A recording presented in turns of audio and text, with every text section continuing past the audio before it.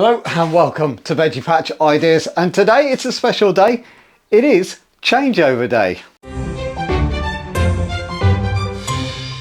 Now with changeover day, what we do is we put all our hot stuff in the polytunnel and here in the greenhouse. So I'll take you around and I'll show you what I've done. But let's start in here. We've got loads in here. We've got chilies. And then we've got our jet and jade container aubergines. Now these are in big pots and I'm expecting good things off these. And then we go through to our bush tomatoes. And as you can see, some of these are in flower already. So we're in for a spell of hot weather. What that means is the doors are going to be always open. I want to encourage those bees into here to pollinate, and if I don't see pollination, these will be going outside, and if it gets really hot I may put them outside anyway. So all our bush variety tomatoes at the back, and we have loads, and again jalapeno peppers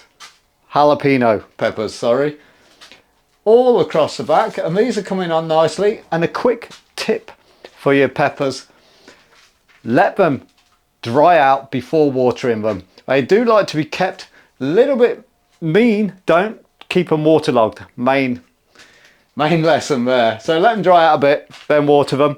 And then on this side we have again our jet and jade aubergines with more bush tomatoes. So it's a hive of activity in here.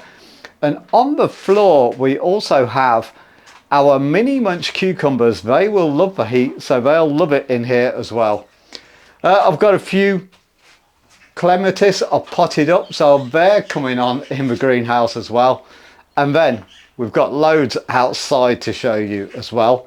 And after that we'll nip over to the polytunnel and show you the tomato extravaganza I've got going on in there. And as we come out the greenhouse, like I said, we've got a huge table out here and it's absolutely chock full of all our other vegetables that have been germinating in the greenhouse. We've got our squashes, well, pretty much absolutely everything here: lettuce, Brussels sprouts, beetroot, spring onions. And the spring onions are failing. They're new seeds, new compost. I don't know what's up. The weather has been on its arse, so maybe that's the reason. On to table number 2. And now over here in the second table we've got our, what are these? These are our round courgettes, more failed spring onions, the overflow of tomatoes, so I've always done extra, so these are there, and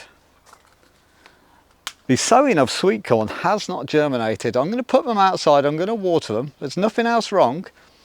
They just may be taking their own sweet time.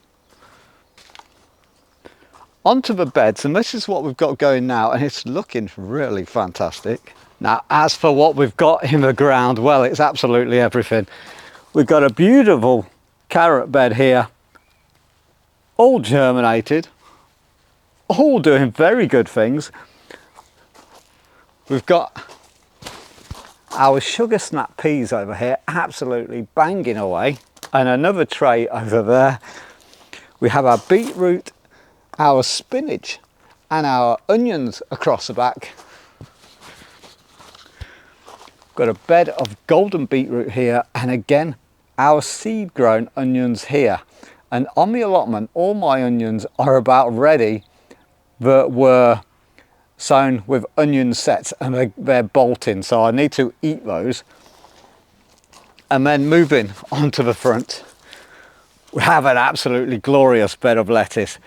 It's gone absolutely bonkers. I've got lettuce coming out my ears. We better get them salads on the go.